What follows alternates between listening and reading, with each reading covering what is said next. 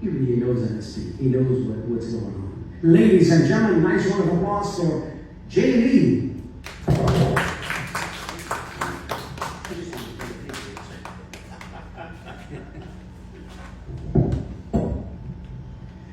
Well, if it's going to be, it's up to me to fulfill my dreams and possibilities with dedication and motivation to inspire thousands from all nations. When times are tough and breaks you down, just smile with toughness and rebuild from the ground. During tough times, adversity is a lot. Just remember, time flies, Anna, but you are the pilot. Good morning. Good morning. I want to share something with you guys. Throughout my life, like every 2 to 3 years, I bust a blood vessel in the eye. And it happened again. So you see me with these shades on, so please forgive me for that. And it takes about a week before it can clear up. Sometimes a little longer or sometimes a little shorter. And last night, my lady and I were putting the eye drops in, and it didn't really help much. So it's going to have to clear up on its own. So this is why you see me with the shades. Normally I might come in with the shades, but I take it off when I speak. But it's always happened to me, so I'm used to it now. So please forgive me for that. And let me talk to you about St. Patrick's Day, because I didn't even know, I didn't even realize it. I didn't get the memo this year. And John mentioned it. And Jay, where's your green? And I'm looking around like, green. Then I look at Tink here. She got on green. And I'm going to tell you what's funny. I was with her yesterday when she bought those pants. And she never said anything about St. Patrick's Day. she bought like 3 or 4 pair of pants, and those were one of them. And she said, I might wear this one tomorrow. That's all she said. She didn't say it was for St. Patrick's Day. So for not having green, blame her. Don't blame it on me. But John said the guy's favorite color was blue anyway. Yes, it was. So I'm really authentic here, aren't I? Yeah. We got to go on. See? Ladies and gentlemen, I want to talk to you today about failure is a friend, not an ally. Failure is a friend, not an ally. I'm going to tell you why that's the case. Because people who don't succeed much in life, they see failure completely different from people who do succeed in life. Because the people who do succeed in life, they see failure as feedback. Feedback. And I'm going to go through the 4 phases of learning, because I spoke briefly on this last week when I spoke last week at another venue. The 4 phases of learning is the reason why failure is feedback. And let me give them to you real quick.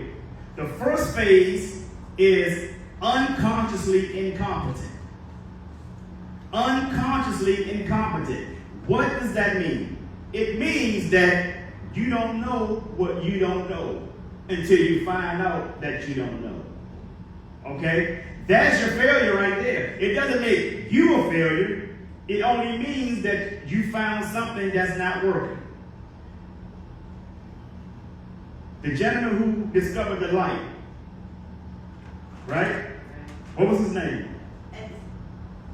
Edison. They asked him, how did he fail 1,000 times before he was able to make the light work? You know what his answer was? He said, I didn't really fail. I just found 1,000 ways that it didn't work.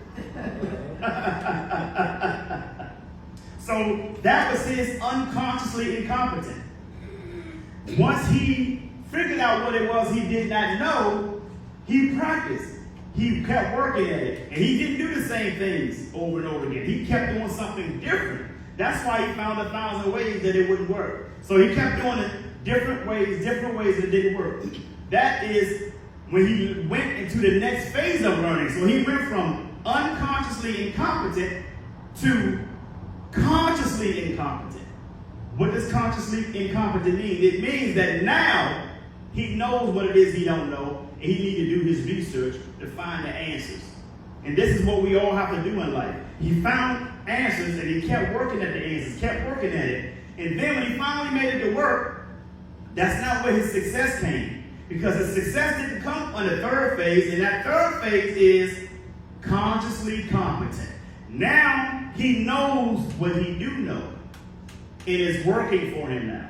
But that's not where the success lies, because that's only the third phase. Now he knows what he do know. He has to still practice it. He has to perfect it, make it better, make it easier for the marketplace. Once he do that enough times, he comes into the fourth phase of learning, and that is called unconsciously competent. What does that mean? That means that now he can do it in his sleep. That's amazing. He can now do it in his sleep. That is how successful people sees failure, because they understand the four phases of learning. John is successful in real estate. He had to go through those four phases. Anna, on your job, you had to go through the four phases. Tink, on her job, she had to go through the four phases. I have to go through the four phases. And guess what? It doesn't matter what your degree is, your MBAs or PhDs. Anytime you go to something or do something that is completely new to you, you have to go through those four phases of learning. And here's why poor people or unsuccessful people are not succeeding, whereas the rich or the successful people are. It's how they see failure. It's called mindset. It's people who think the glass is half empty versus thinking that it's half full. When you think that it's half full, most people say, well, let me pour more water in. But when you have a mindset of, oh, it's half empty, what they do, they just drink the rest of it or pour it out. And now the glass is empty, you have to start from the bottom. So how you see success, how you see failure. Failure is feedback. It lets you know that it's not going to go right this time. Do it again. You ever see the old Kung Fu movies and the teacher is beating up the student? And the teacher says, again. you guys seen that, right? Yeah.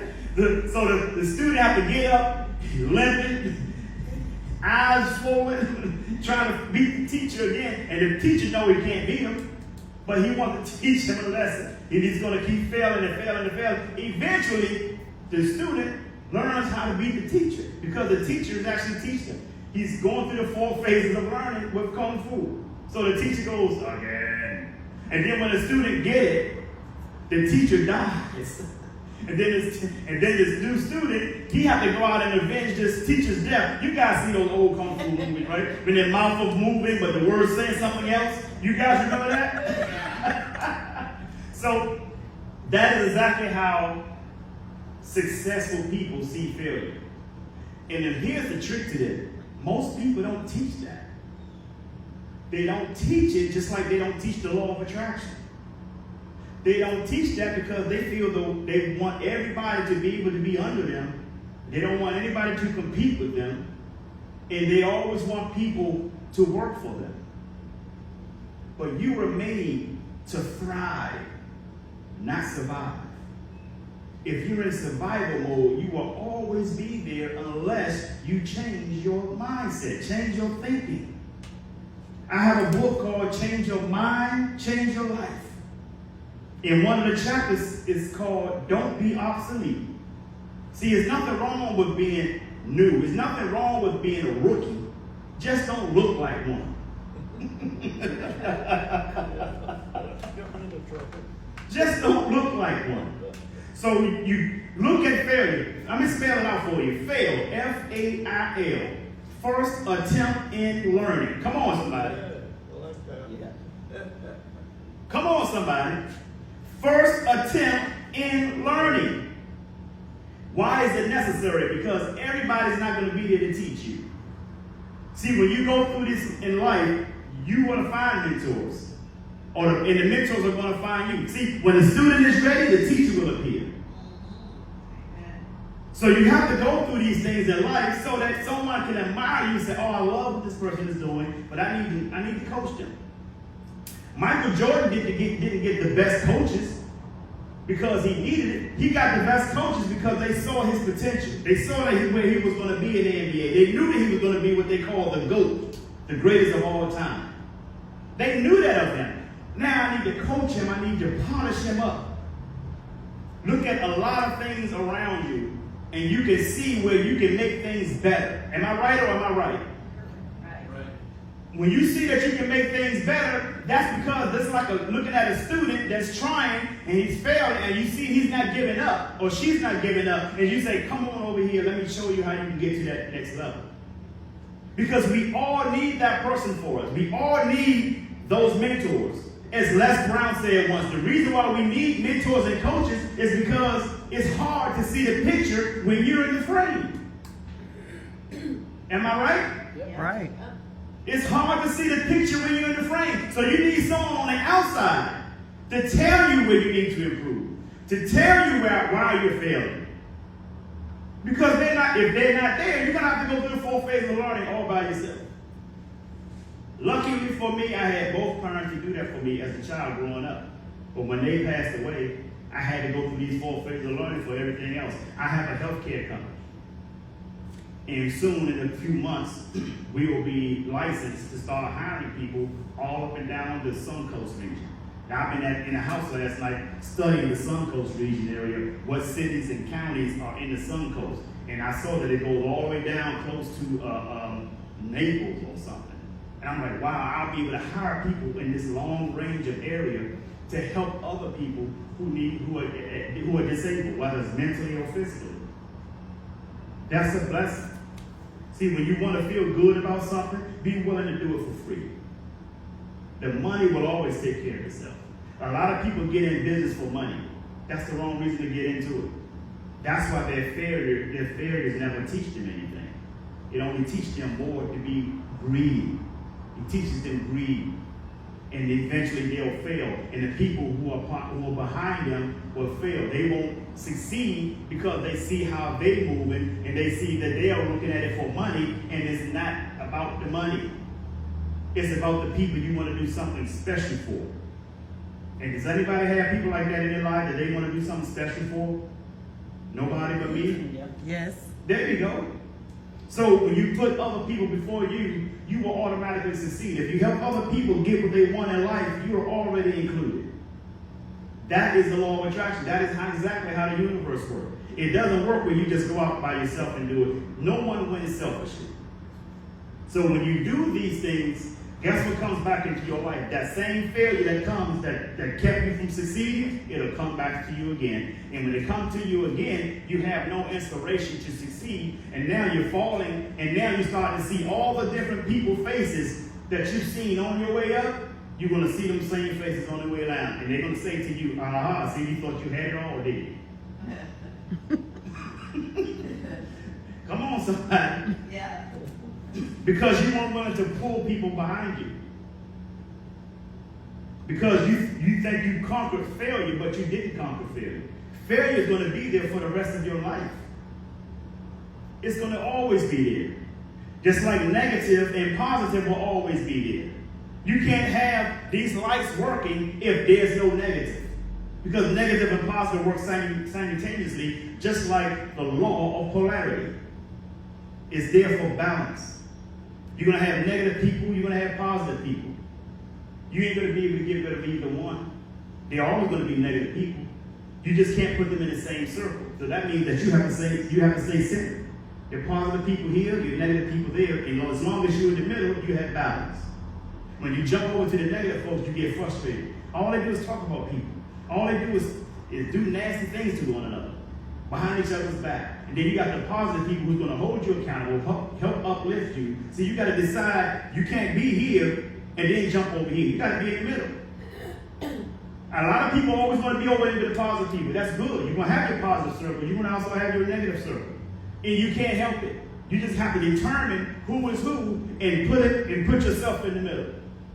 That's balance. Because according to the health, negative and positive, just like you have good stress and you have bad stress. Good stress is called eustress. E-U-S-T-R-E-S-S. Bad stress, we all know it as distress. And whether it's good or bad, they both have a same effect on your body. Did you guys know that? They both have the same effect on the body. That's why you have to be centered. That's why in spirituality, when you hear Reverend Dudley speaking about spirituality a lot, Reverend Kirk speaking about spirituality, it's about being centered. Am I right? Yeah. It's about being centered. Because failure is going to come whether you want it to come or not. Only two things you need to do when you get it. Either you can learn from it or you can give up. If you give up and give in, you will never be able to conquer failure. Some people say, oh, well, I guess it wasn't meant to be. No. It's not that it wasn't meant to be. It was meant to challenge you. It's meant for you to find out what you're really made of. Because that is exactly what hard times are about. Not for you to find out who your real friends are. You know how people say that? If you want to find out who your real friends are, let's go through some hard times. You'll find out, no, that's not for you to find out. What you're supposed to find out from hard times is what you're really made of. Do you have guts to be successful? People say it takes money to be successful. It takes money to make money. No, it takes guts to make money. It takes guts to build lasting relationships. Because why is that? Because you have to remove something called, the three-letter word called ego. Ego, E-G-O, edging God out. Come on, y'all. Yes. Come on. Three-letter word. And powerful, too. Three little letters to this word is powerful. It will determine whether you succeed in life or fail in life. It also does determine your health. Your health. Your ego is too big.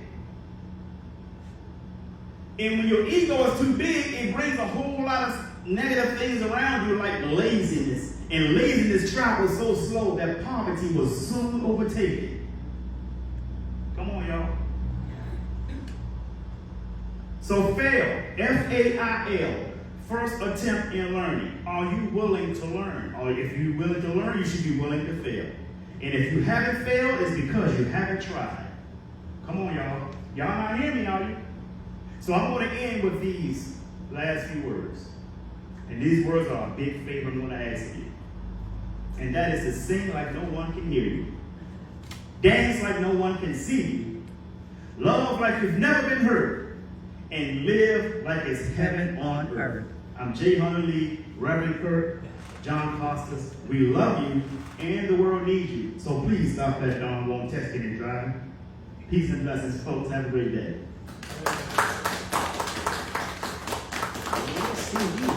This is our dear friend, J.V.